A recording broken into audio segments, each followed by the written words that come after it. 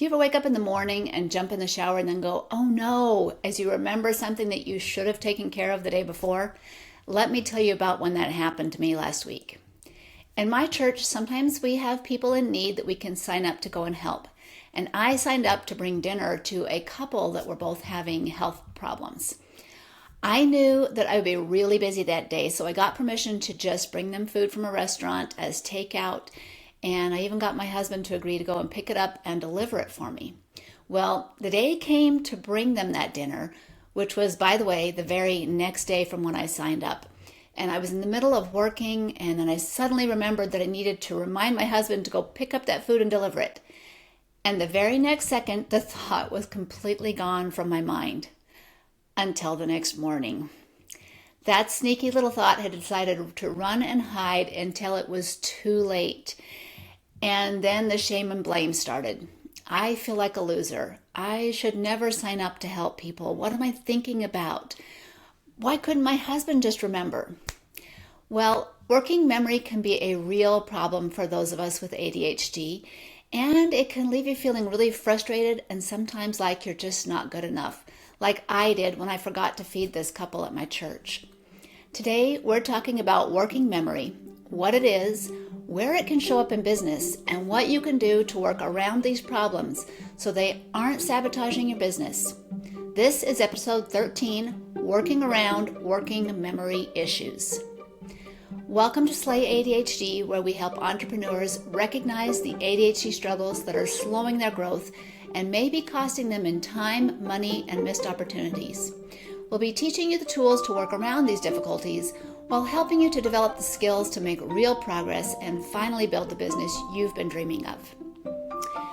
Now first, let's talk about what working memory is.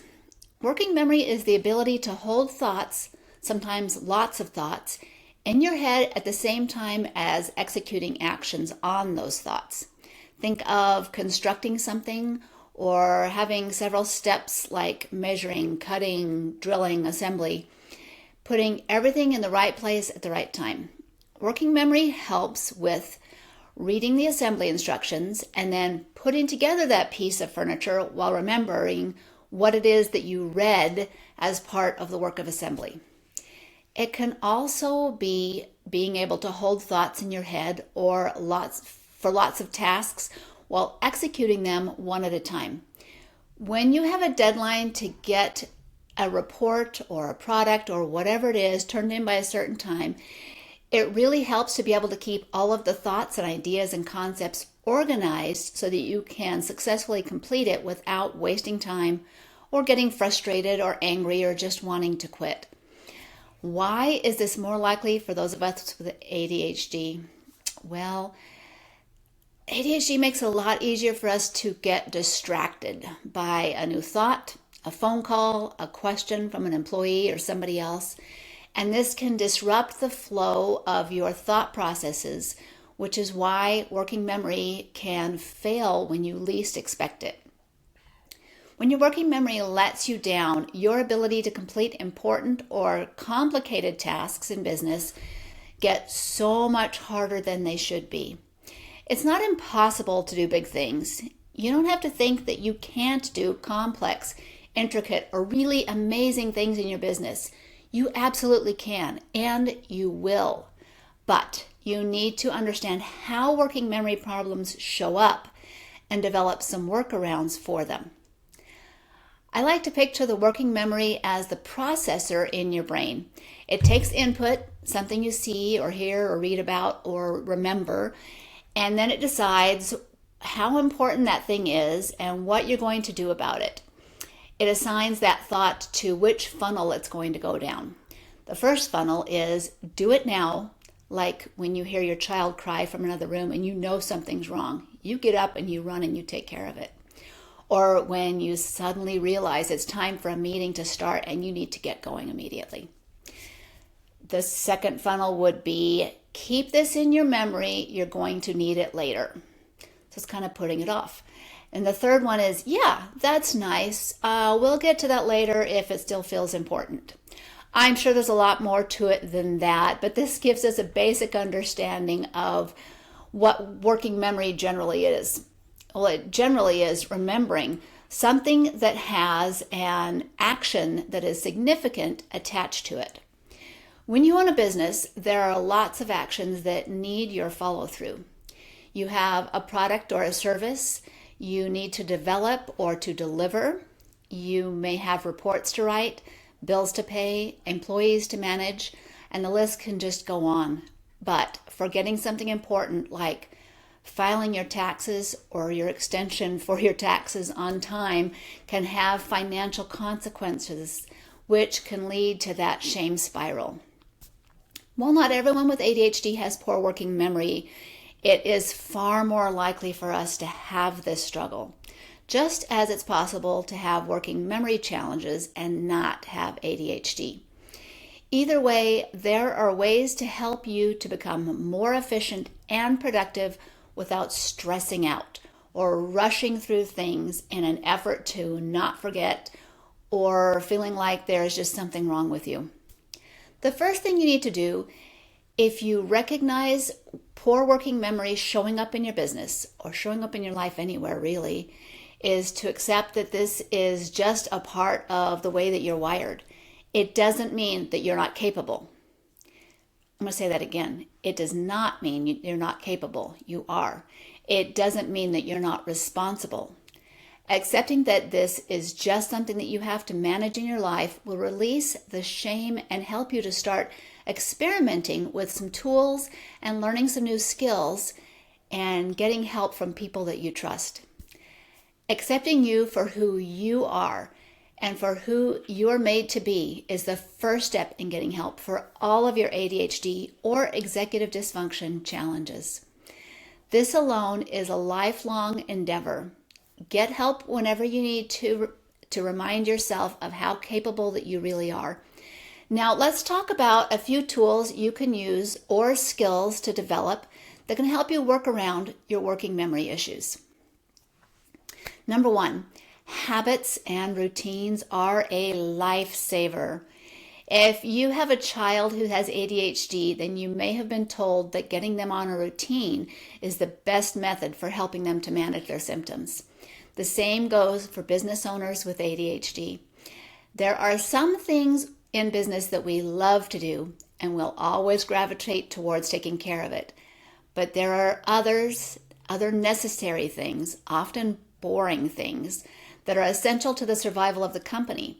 Things like remembering to send out invoices, following up with customers, vendors, or employees, taking inventory, or reviewing your analytics.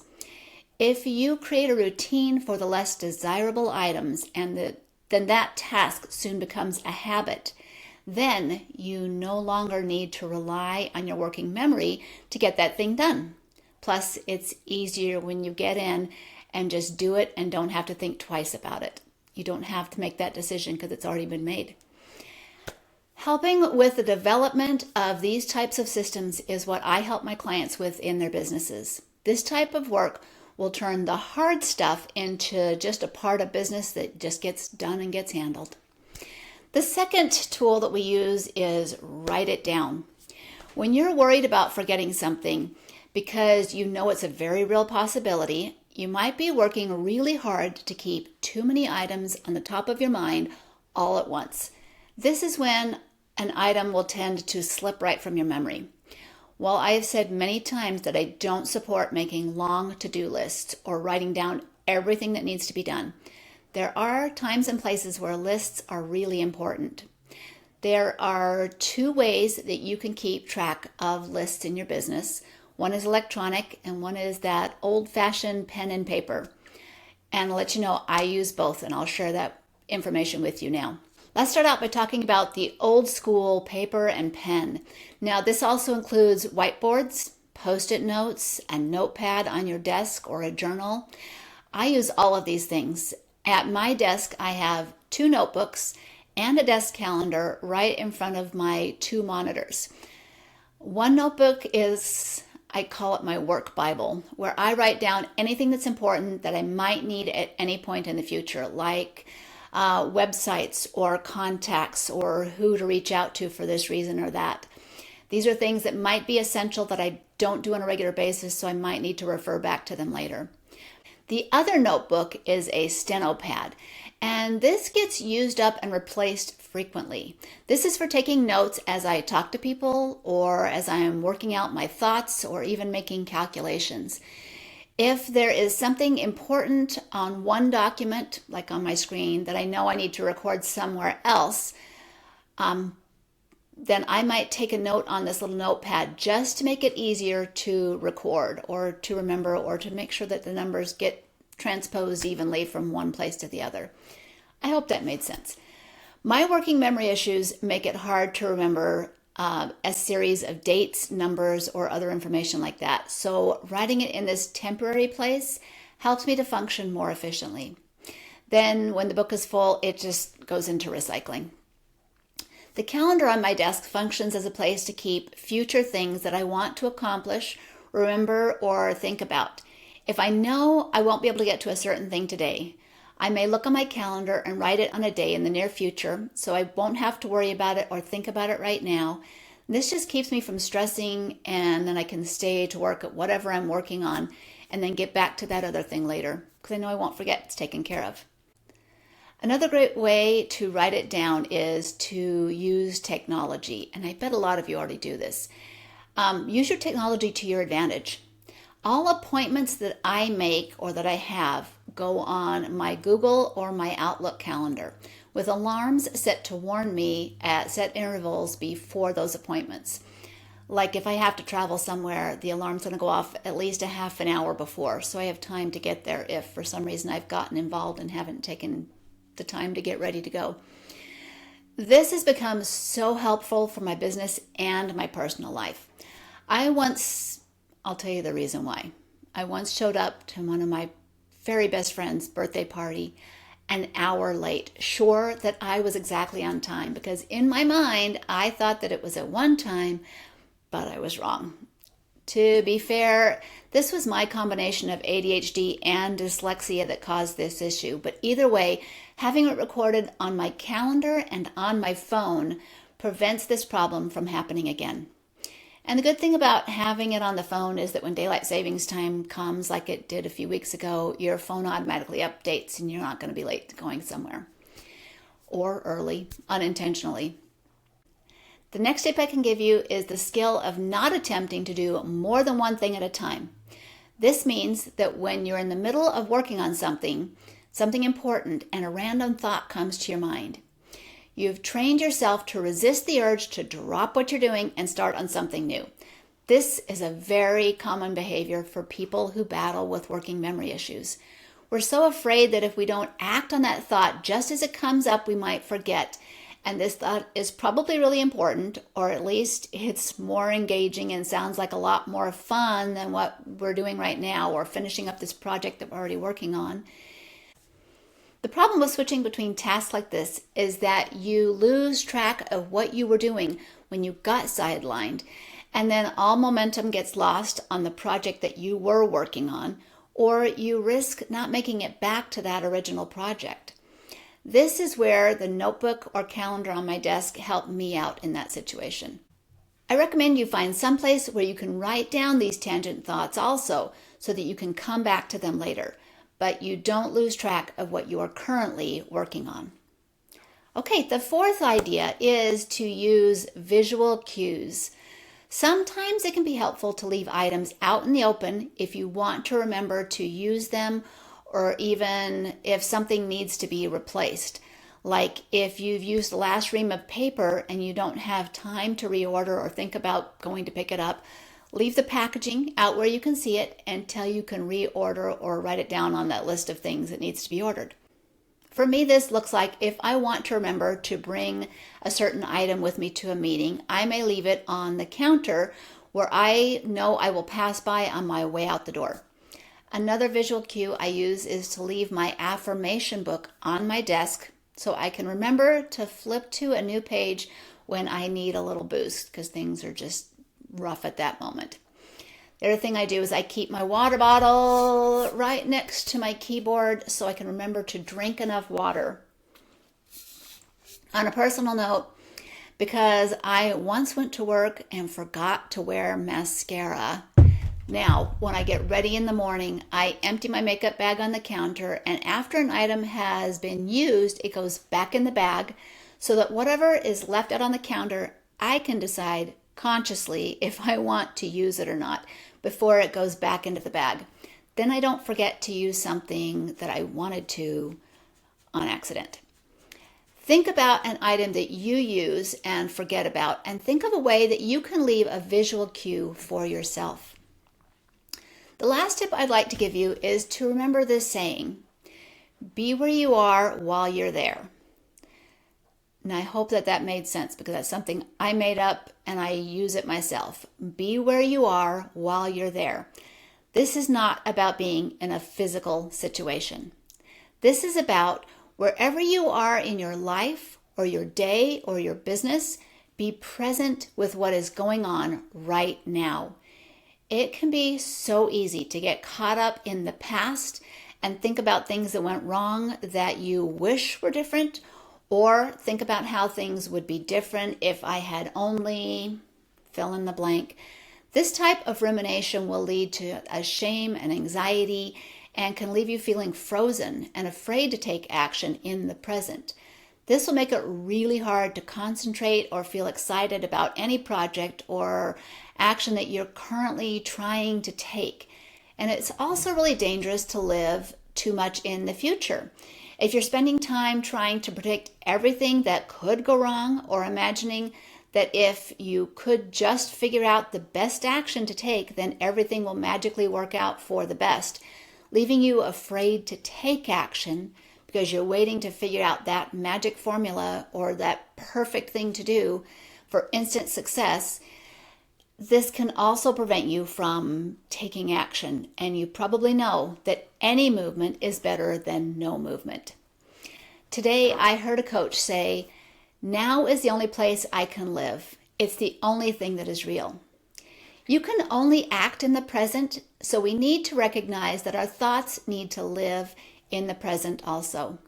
Once you find yourself being able to stay more in the present, you'll be able to concentrate better, get more accomplished in the time that you do have, and feel more at ease with yourself, and you can feel a sense of pride in the work that you do as you do it.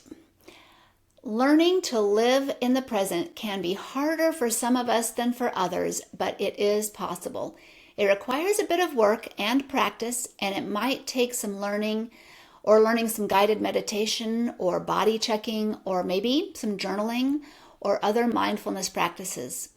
If you're struggling to find a way to stay in the present, feel free to book a call with me so we can go over some exercises that will help you to keep on track. I've given you 5 options to try to help with your working memory issues, but there is a disclaimer. Each of these options is going to work differently for each person. Even if every one of you has ADHD and poor working memory, we are all still very different with our own unique challenges. The secret is to try something out, and if it doesn't work for you, that's okay and totally normal. Try something else for a little while and then just see what works. That being said, if you decide to try any of these suggestions I've given you today, please try only one thing at a time. Another common trait for people with ADHD is we often try to do everything all at once. Give yourself permission to just try one thing at a time as an experiment. And then if it doesn't work, it's not a comment on you. It's just that thing isn't the right tool for you. But by trying, you may find something that works really wonderful.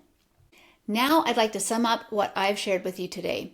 What is working memory? Working memory gives a person the ability to hold information in their mind while simultaneously applying that information to a task or solving a problem. It's being able to use memory as we work, but for people with ADHD, sometimes those thoughts or memories can just disappear through no fault of our own. To help with this, I've given you 5 tools or skills that can be developed to help you out. They are: number 1, habits and routines. Number 2, write it down. Number 3, work on only one thing at a time. And number 4, set up visual cues. Number 5, be where you are while you're there. Learn to live in the present. You'll get there. Just believe in yourself enough to keep trying and get help whenever you're feeling stuck. You can book a call with me or talk to a friend or find another ADHD coach or therapist, but getting help along the journey is the best option to help you to see results faster and easier. And if you have any questions, feel free to reach out to me at laura@lauraannlang.com. If you've enjoyed what you've heard today and you've found any of this to be helpful, please share this episode with friends you think can relate to these issues, and be sure to follow so you don't miss an episode. And if you're ready to dive deeper, I invite you to check out my free masterclass that can give you a better understanding of how ADHD shows up in business and what to do to move past these problems. Until next time, I wish you an enjoyable, purpose-filled week.